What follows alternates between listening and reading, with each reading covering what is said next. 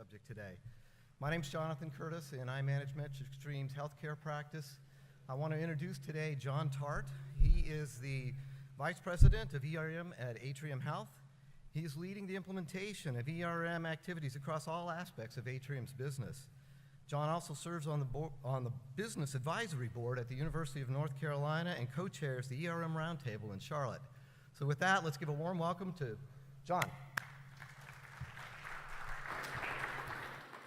Thanks, Nathan. Appreciate it. Good afternoon.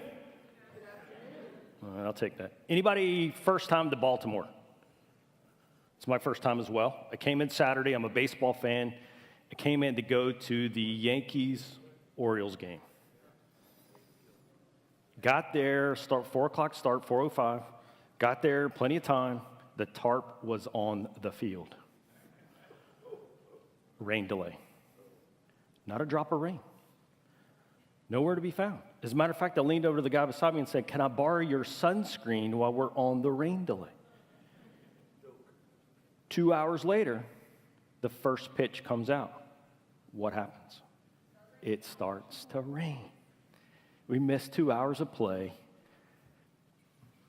Anyway, good experience. I want to thank MetricStream for inviting me and allowing me to be here. First time I've been to this conference. I appreciate the opportunity to be here. I appreciate the team that I was able to work with getting up to this particular point. It's been fantastic to network and have conversations with a number of folks here. I will certainly take the opportunity to come back again. I think it's been a positive experience. So when you look on the agenda, this is labeled as an expert talk. Not my use of words, didn't choose it, but I will choose the definition that we're going to apply to the term expert, okay? And I'm gonna use a term, a definition by a man named Ed Meese. Does anyone know Ed Meese? Ed Meese is an attorney. Ed Meese was the 75th Attorney General of the United States, served under President Ronald Reagan. And Ed Meese defines the term expert for 3 criteria. An expert is somebody who is more than 50 miles from home, has no responsibility for implementing the advice he gives, and shows slides. I think I got it. I'm from Charlotte, 450 miles away from here. I'm going to give you some pieces of information today. I don't care what you do with it. And we're going to work through some slides. I think I got it. I meet the criteria. This is home to me. This is Charlotte, North Carolina. I'm a baseball fan, as you already know. It's from our minor league stadium. A couple of things about Charlotte. The building in the very center with the blue lights atop, that's the Bank of America building. That's the headquarters for Bank of America. Charlotte is the 2nd largest banking center in the United States. We actually have the backup space for Wall Street if there is an issue and they have to go down. Anybody NASCAR fan? Drive fast, turn left. NASCAR is based with the Hall of Fame in Charlotte, and 3 out of 4 teams, 75% of the teams, call Charlotte home. Maybe you've heard of a guy named Billy Graham. Yeah? Born in Charlotte, has his library in Charlotte. He and his wife Ruth are buried in Charlotte. And if you take off from the Billy Graham Library and you cross over Billy Graham Parkway, then you come to the Carolinas Aviation Museum, which is right there near the airport. And that now is the home to the aircraft that went down in the Hudson River back in 2009. Sully's aircraft, right. So that's a little bit about Charlotte. It's also, for whatever reason, the largest producer of pimento cheese. Don't normally include that in the bio, but there you have it. So I'm from an organization called Atrium Health. Atrium Health used to be known as Carolina's healthcare system. There's 2 Carolinas, North Carolina, South Carolina. And then we somehow got involved in a hospital in the state of Georgia, and we said probably should change our name, no longer applicable. February of this year, we went through a name change, changed it to Atrium Health. And this is kind of what it looks like from a picture of a day in the life of our organization. We're a $10 billion organization, established in 1940, got about 60,000 employees, 900 care locations, 47 hospitals, and as you know, we're across 3 states and continuing to grow from there.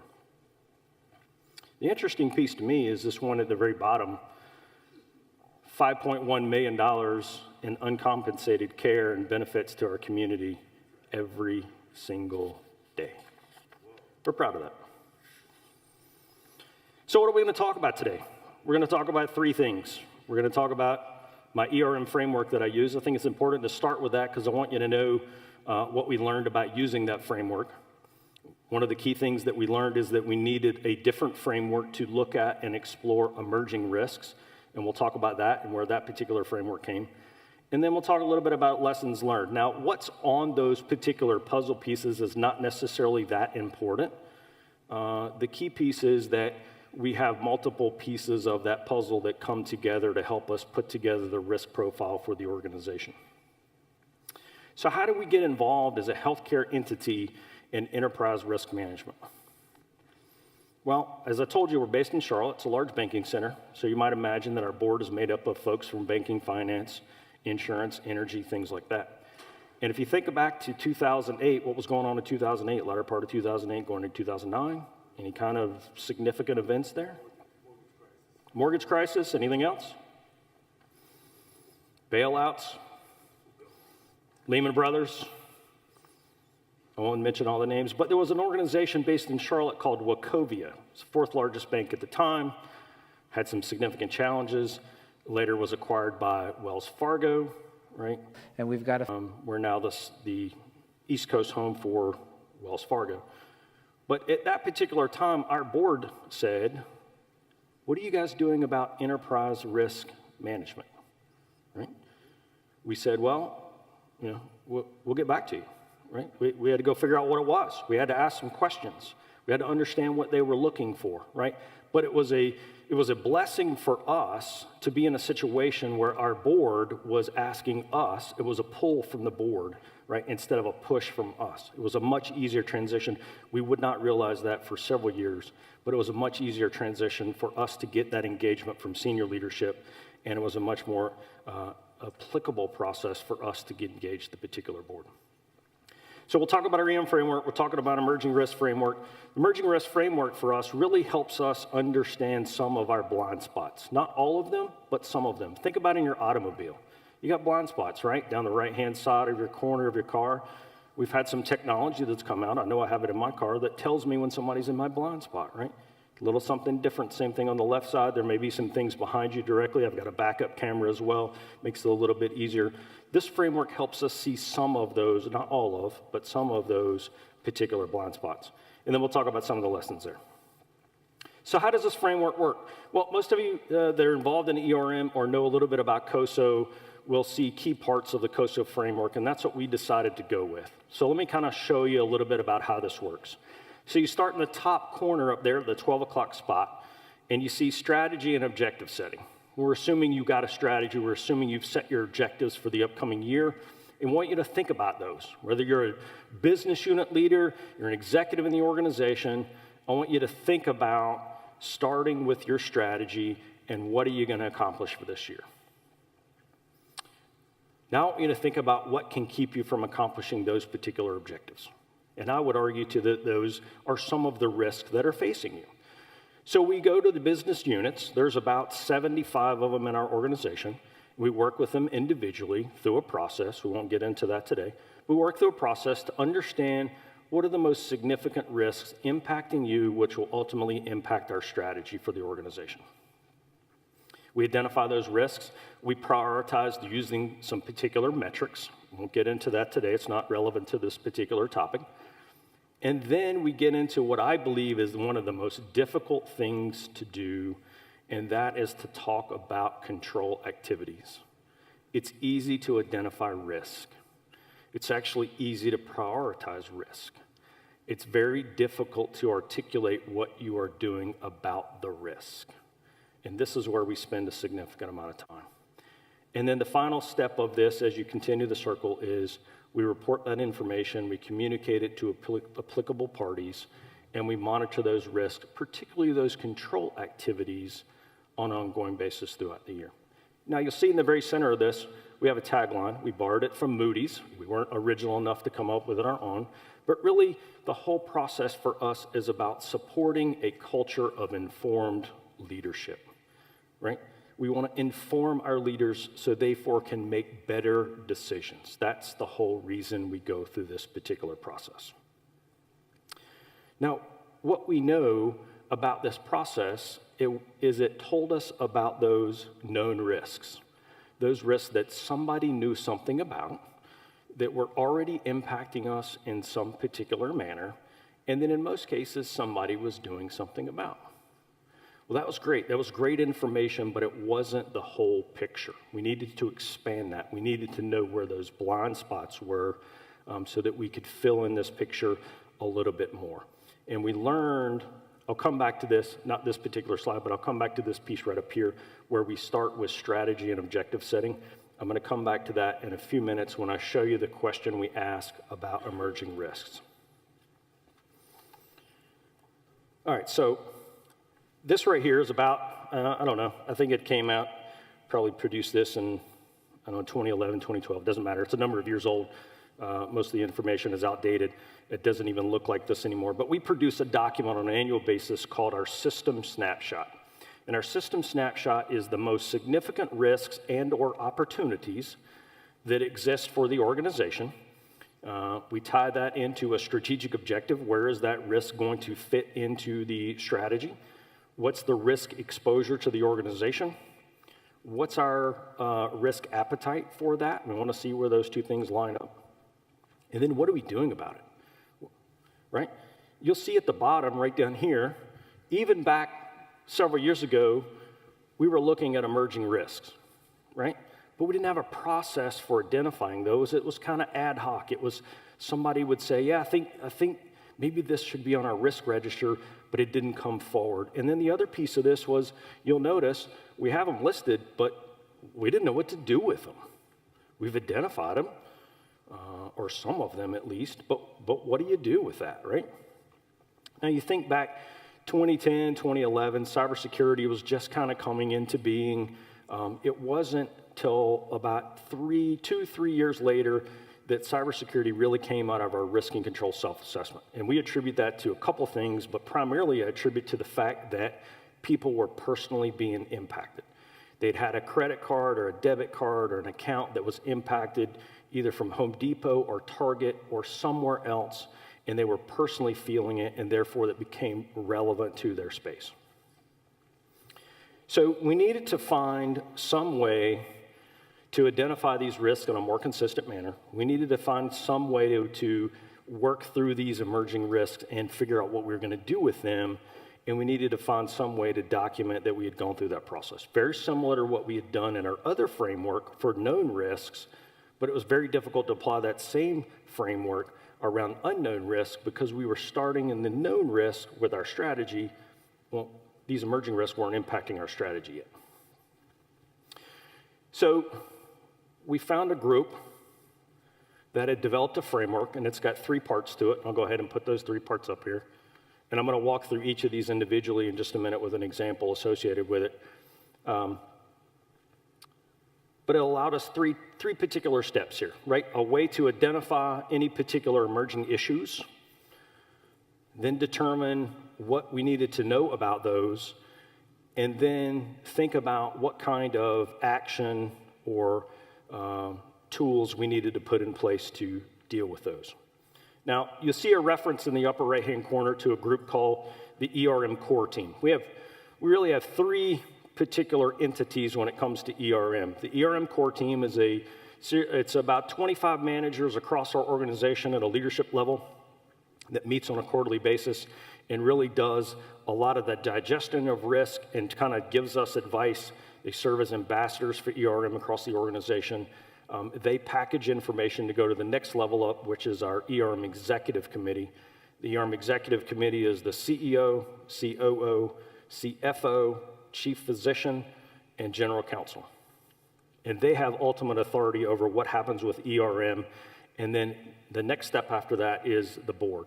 And we're an interesting organization. We take our ERM information to 2 committees of the board, not the entire board as a whole. We can talk about why later, but it's not important for this particular segment. We'll talk about how we collect some of that information. We'll talk about how it goes and how often we do it. So let's look at the first phase of this, the identification of emerging issues. There's a couple of ways we do this, one of which is we use some external sources.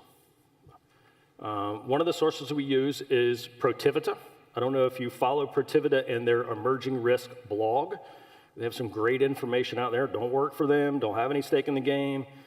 It's a great source of information. We have found them to be reliable in that information. It is one piece of the puzzle that we look at as we look at emerging risks.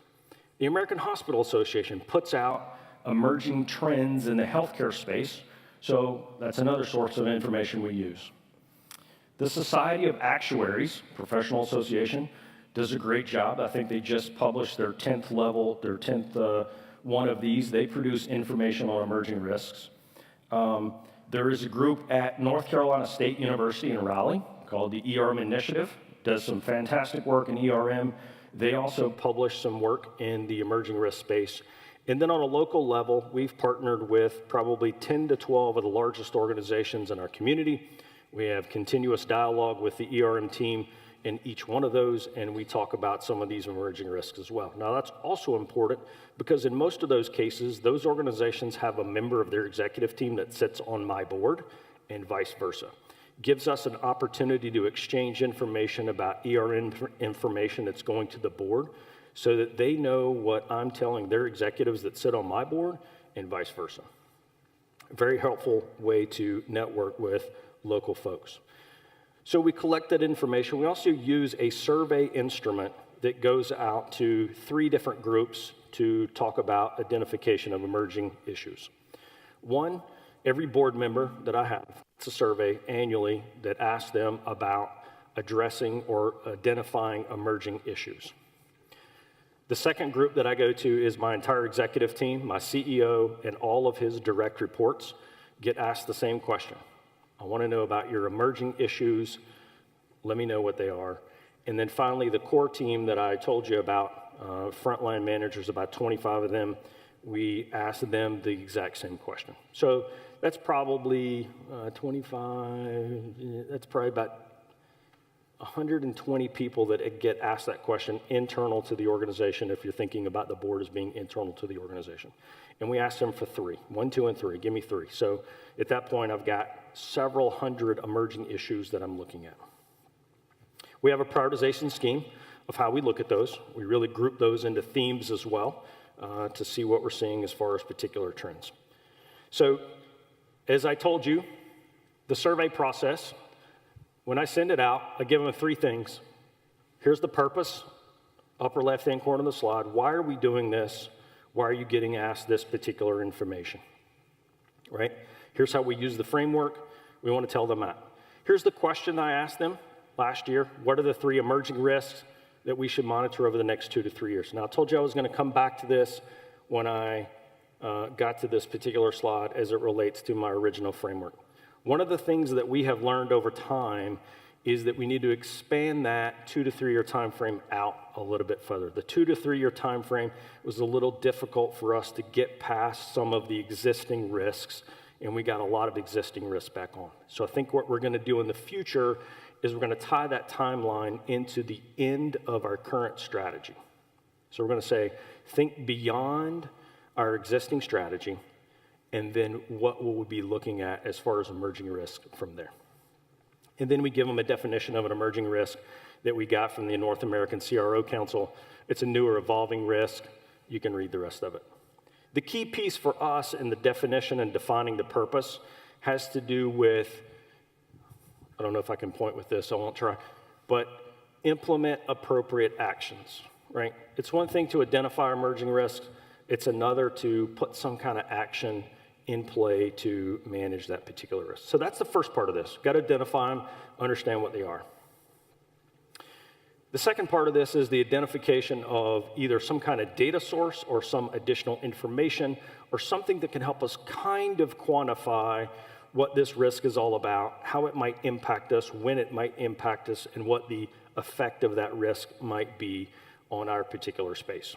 This is a little bit more difficult. Sometimes it's very difficult to get access to data, but what we're trying to do is understand these risks, put some information around them, and then go back to our executive team and say, this is what we think we ought to do. Do you agree, or do you want to change the direction here? So I'll go with a risk that was identified a number of years ago in the emerging space, and it was really the downtime of clinical information systems. Now, if you know a little bit about the healthcare space or information technology, there's a lot of different information systems that all feed in together to support what's going on in the clinical environment. You have the electronic medical record, but part of that electronic medical record and feeding off of it are things like data that's coming in from the pharmacy, a scheduling piece, a billing piece. Lab is bringing information in. Radiology is bringing information in. And they all have to talk to each other, and they all have to feed. Well, what happens when a piece of that goes down? What happens when the physician orders an x-ray and the receiving end of that in imaging doesn't get that order because it doesn't come through? The physician's waiting on the procedure to be done. The department doesn't know it's done. No one's telling the patient why they're still sitting there, right?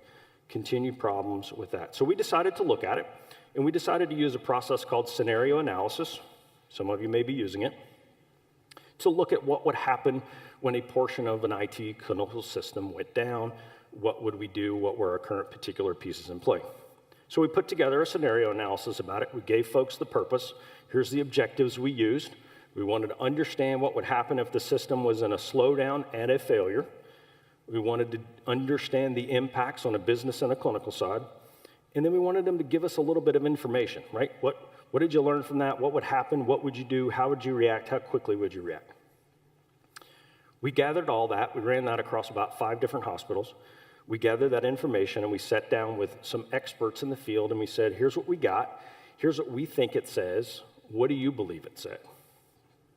Well, this was eye-opening right here. After we gave them our recommendations, they said, if we met all of these recommendations, it would not solve our problems, and it wouldn't adequately mitigate the risk. What do you mean?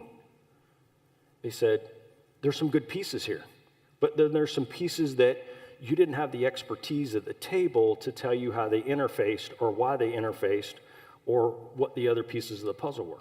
And we said, okay, help us understand that, and let's put together some kind of better plan at the end of the day so that we can have a better system, we'll be better prepared, right? And people won't be running around not understanding what to do. The way we looked at it was we color-coded our system red, yellow, green, right? Which seems pretty simple. The problem was the yellow, right? So let's think of a traffic light. If we pull up to a traffic light, every one of us, and it's green, what are we gonna do? We're gonna go. If we pull up to a traffic light and it's red, what are we gonna do? We're gonna stop. What if it's yellow? Everybody in here is probably gonna do something different. Some of you may speed up to get through it. Some of you may slam on your brakes. Some of you may go ahead and immediately turn right. Some of you may say some inappropriate words, right? We're all gonna do something different, right? And so that was what our biggest risk area was. It wasn't when it was completely down. It's when we had a slowness or a piece of it was down that we had our biggest risk because we weren't doing the same thing. And that's what they helped us understand. So what's the third piece of this? The third piece of this is that it has to go in front of that executive committee, CEO, CFO, COO, chief physician, executive, and general counsel. And they have to give the blessing of what actions we're going to take. And they have to give the blessing of what actions we're going to take because they got to allocate the funding associated with it. If we don't have any funding, it's very difficult to take particular actions. So in this particular instance, as we follow that through, you can see in the top left-hand corner, there's my everything's green particular piece, but they helped us expand that dashboard to more than just one particular key system. They helped us take these downtime procedures that were newly created, they put them in huddles. Huddles are quick, rapid opportunities for clinicians to get together and talk about a particular issue or a patient or what's going on for the day, right? We put together downtime toolkits. Those toolkits are based in every single clinical unit, and it contains a whole lot of different things. We use the incident command system. The problem, I don't know if any of you have particular emergency preparedness pieces in your organization, but you probably use the incident command system to manage major disasters. And we said, if we have a fire, we're setting up incident command. Somebody's the incident commander, we're setting up our operational objectives, we're gonna manage it that way, right? If we have a medical gas outage, we're setting up incident command. If we have a flood, we're setting up incident command. If we have a downtime in our IT clinical system, we're not setting up incident command. So we've standardized that process along the way. We were also missing opportunities to practice. We have a number of these downtimes associated with routine maintenance. We decided to begin to use those for practice opportunities and not miss out on them. And then we began to inform and empower our local leaders. So what does this mean? Well, 3 key pieces from my standpoint is that the emerging risk framework helped us understand a little more of a complete picture of risks facing the organization or risks that will face the organization. Still not a total picture, but it helped us fill in that gap around those things that we didn't already know, weren't anticipating, and certainly didn't have a risk owner for or any control activities associated for it. It helped us prompt the right conversations. Having the right conversation with leadership about what we need to be focused on outside of the boundaries of our 4 walls allowed us to keep the eye on the ball of things coming at us that had not impacted us yet. And then we also have learned along the way that you have to figure out what works for your organization. I can take everything I've got, put it in a notebook, and give it to you from an ERM standpoint, and it's not going to work for you. I do some things that won't work for you. You do some things that won't work for me.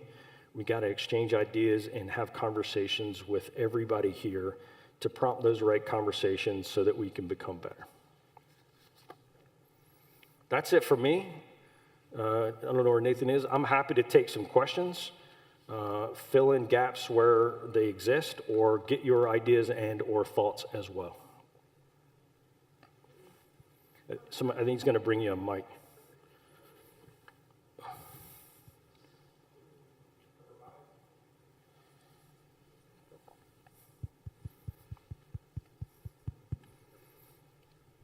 So on the slide that you said you were going to change the 3 years to after looking for emerging risks after your strategy.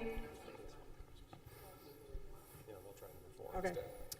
I was going to do like a politician and just assume I understood the question, answer whatever I wanted. There you go. Good, good. How often do you go out and ask them the question about emerging risks? We try to do it at least every 2 years. Sometimes I get to it every year. Depends on what we think might be out there that we might learn, but it's no longer than every 2 years.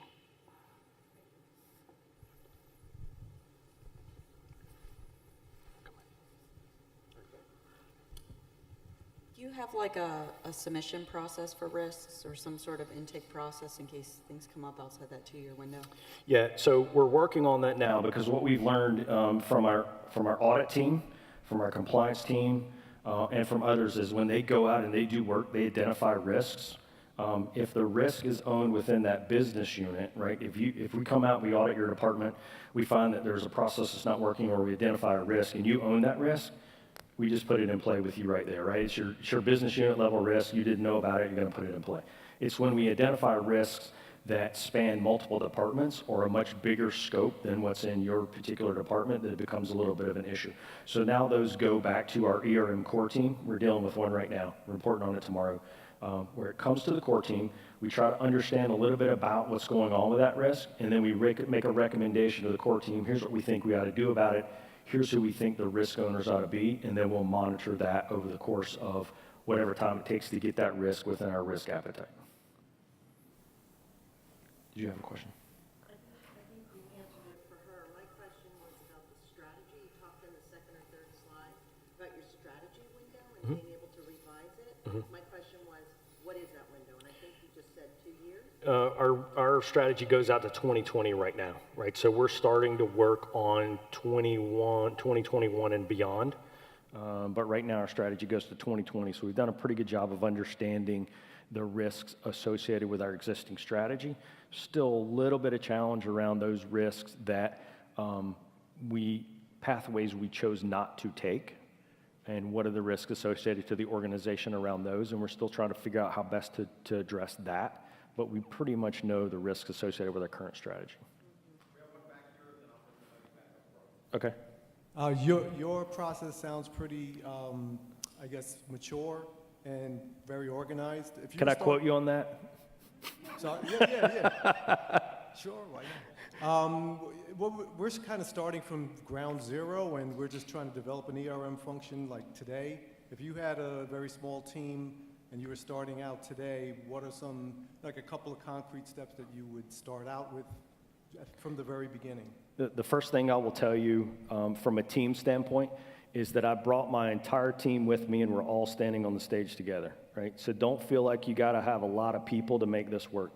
We started small, and what we did was we said, let's identify 3 business units that we think are have the biggest risk within the organization, right? And so we identified research, information services, and I'm drawing a blank on the other one, but we identified those 3, and we started to work with them to go through the risk and control self-assessment process the first year, right? So we just picked three departments and began to work from there and build upon that over time. So start small, ask questions, network with other folks that can help you. If you're looking for tools or resources, there's probably a bunch of them in here. I'm happy to help you as well, just how to have those initial conversations. There's a quote in a book, and I can't remember the author's name or give him credit, but basically he says that ERM is a contact sport. Success comes from making contact with people. It's really about having conversations, asking questions, and understanding what really is going on.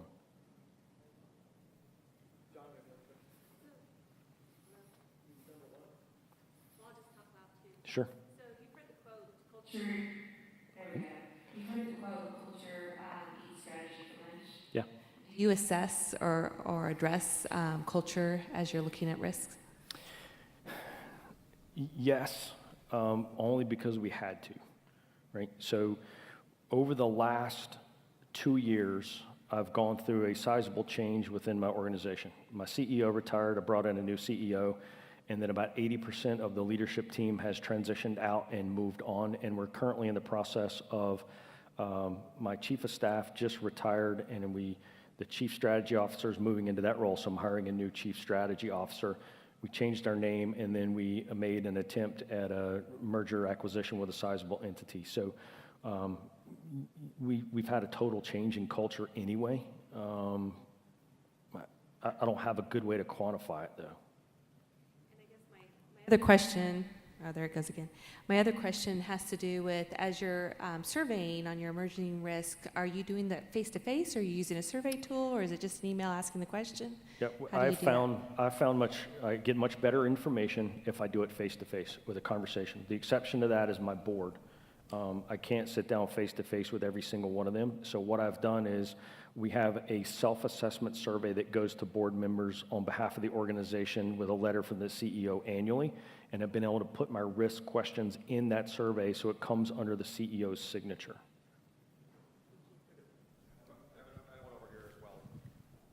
You mentioned that you started small with 3 of your business units.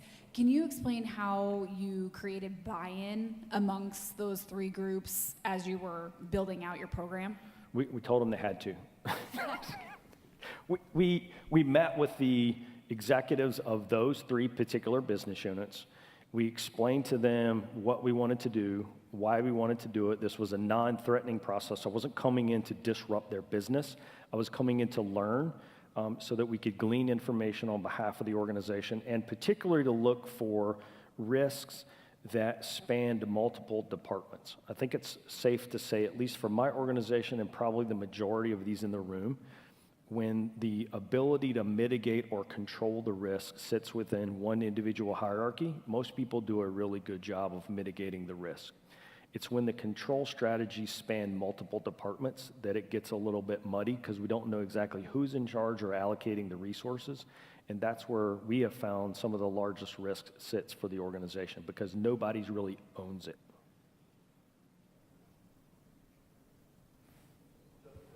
Oh, okay, Oh, sorry. well, taking you in a whole different direction, expert. I'm good with that. Usually when we think about risk, we think about negative things, bad things, Yep. adverse events. Yep. But have you read anything about where we look at risk on the positive side? Good things happen, things that you can exploit, Yep. things that probably good direction to take in. Maybe it should be done by somebody else, but this is one of the questions I had earlier, didn't get answered, about asymmetrical risk, where, particularly in the investment world, where, people are always worried about downside risk, bad things happening, and, not so much concerned about, oh, it's all good. Yep. So, and a true expert would have brought a slide on this, but I didn't because I didn't know you were going to ask the question. So one of the metrics we use for every single risk is a metric we call opportunity to mitigate. What's your ability to do something about this risk? And it's on a scale of 1 to 5. 1 being there's like nothing I can do. And I'll think of something like increase in prices of pharmaceuticals that are made outside of my shop, right? EpiPens. The price of EpiPens went up. I can't do anything about that. Don't own the business, don't have a stake in the game, other than I got to pay the price. A 4 on that 1 to 5 scale is I can mitigate this risk 100% or almost 100%. A 5 is this is more of an opportunity for the organization than it is a risk. So I take every one of my risks and I plot them on an XY axis with risk exposure being a mathematical formula around likelihood and impact and some metrics associated with that, and opportunity to mitigate, right? So I want to know, where am I exposed? What's my ability to do something about it? That plots out on an XY axis. I put 2 averages in there and I got 4 quadrants. In those 4 quadrants, then I began to look at those things with high exposure, high opportunity to mitigate. Are we doing everything we possibly can? Are there opportunities here that we're missing out on that we should be capitalizing on? Down in the bottom right-hand corner, high risk exposure, I can't do much about it, but is there something else I could possibly do to leverage this risk a little bit better? Is that helpful? Yeah. So based on, also linked to this previous conversation, but based on the initial chart of the causal framework where you talked about it's very good, very hard to do something about the risk, easy to find out what it is and so on. So based on everything you've established to identify emerging risks, and based on the strategy you have up to 2020, how would you say you are satisfied with the controls you have on these emerging risks right now? Because we, for example, we still feel kind of unsafe regarding all the unknowns of the emerging risks, and they tend to often be into that quarter where you can't do much about that. Often they do stand there. It's not always the case, but how would you say, with all these measures, these actions you're taking and your strategy established, how safe do you feel regarding all your emerging risks? I'm highly confident that there are things that I don't know that will impact me. Right? I mean, I can't see everything, I can't know everything, but I'm trying to understand as much as I can. So we go back about 2.5 years ago, and the way healthcare works from a payer standpoint is you enter contractual agreements with folks that pay the bills, the insurance companies and others. We set out a contract, right? And that contract's good for a certain period of time, and then we renew that contract. Anytime you want to negotiate that, you do so in between those endpoints, right? We had a contract that was expiring. We wanted to negotiate. We couldn't come to terms. What ended up happening was we actually went out of network with that particular payer, which means any of those patients, they weren't paying the necessary bills for them, right? We had thought it might happen, but we didn't really understand how we would react to it when it did happen. So it was a huge lesson for us to learn how to manage that situation going forward. So that's just one of those things that we just didn't see it coming until the last minute, right? And I think there's others out there. I just don't know exactly how to find them. If anybody's got ways that you can, get this up to 95, 98%, I'd love to hear it. But I am confident that there are things that are going to happen that we just don't know about. So I have another question, just as far as love your approach to identifying risk, but as far as identifying the actions to address the risk, have you ever used or thought of using crowdsourcing? No, I have not, but that's a great idea. I think there's some application there. If you've used it or know somebody that has, I'd love to learn more about how you're applying that, because I think that the control activities is the critical piece of this, not the risk identification. Yeah. Yep. Hi. You mentioned that you were assessing your risk on a 2-year basis at the maximum. I would like to be interested to know what you're doing in between that time for your emerging risk or your other risk. And it goes back to initially when you said, we have a framework with emerging risk. So do you have a different framework with risks that are already mitigated and that you're currently monitoring? And what are the different activities that you have, let's say, for your emerging risk and your risks that are being mitigated and that you're just following up to see the status? So from an emerging risk standpoint, we put those together. I take that whole list, we prioritize that, and then we come up with what we think recommended actions should be for those, right? So actually, I'm flying out here shortly. I'm going back tomorrow because I'm meeting with my executive team to talk about 3 particular emerging risks. And each one of those 3 emerging risks, we'll have a series of actions that we think needs to be put in place. One of them, we have 2 risk owners that we're going to potentially name and a series of actions that need to be done.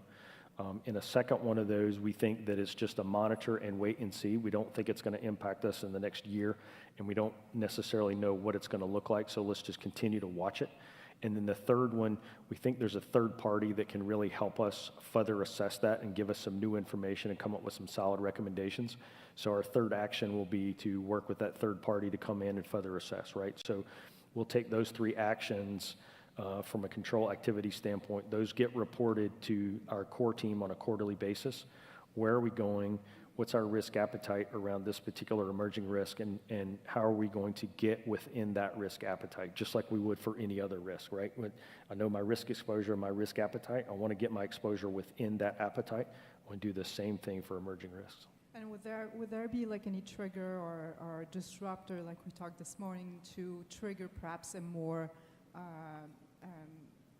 short-term analysis of your emerging risk, not waiting for your 2-year cycle, but like deciding on, based on something that would trigger this analysis to do that surveying much quicker than waiting those 2 years? So I was having a conversation with Carol last night about how we get to some of these key risk indicators that may help us understand when there's a change. And I'm not talking key risk indicators from a performance standpoint. What are those things that are way out there that may indicate to us that we need to be changing some particular habits that we have, right? If there's a change in the administrator of CMS, Centers for Medicare and Medicaid Services, maybe that's an issue that we need to pay attention to. We have a lot of affiliate organizations, and if those affiliate organizations have a board member change or multiple board member change or significant leadership change, hey, that's something we might need to be paying attention to. We're trying to figure out what those things are right now. I don't have them all figured out yet, but it's a work in progress. As far as waiting the 2 years, that's more of a how many resources do we have devoted to this than it is a desire to produce this on a more real-time basis. So give me more people, I'll get it to you quicker. Okay, we have time for one more question. Got one back here.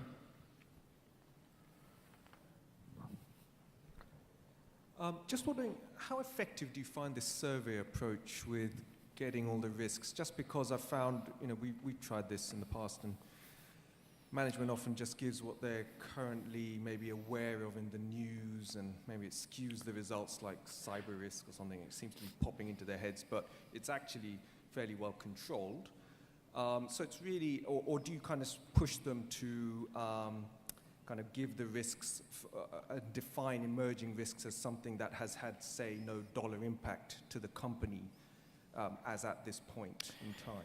It's a great question. I can tell you from our regular RCSA process, the survey itself, I haven't found to be enormously effective, but it is a tool for people to put risks on our radar screen that we weren't aware of it, so sometimes there's value in it. I think I get probably about 50% completion rate. And so if that's the best you get, that's not the end of it, right? The next step is to have a leadership level conversation with that leadership in that department. So it feeds into that particular piece. From an emerging risk standpoint, I'm not thrilled with a one-question survey. I'm not really thrilled with a survey period, but it's the best tool I've got right now. It at least gets the thought process going. I'd love to learn other tools that are out there, other approaches. I think, looking externally at folks that are already doing this and getting those ideas for people that publish, up-and-coming emerging risk or have done some other survey work there is a critical part of that as well. I'm open to ideas, but at least it gives me the opportunity to reach out and get input from a board level that I wouldn't otherwise get. All right, John, well, thank you. I think that's all the time we have. Appreciate the expert advice. One more time for John Tartt. Thank you. That's a lot. So right now we've got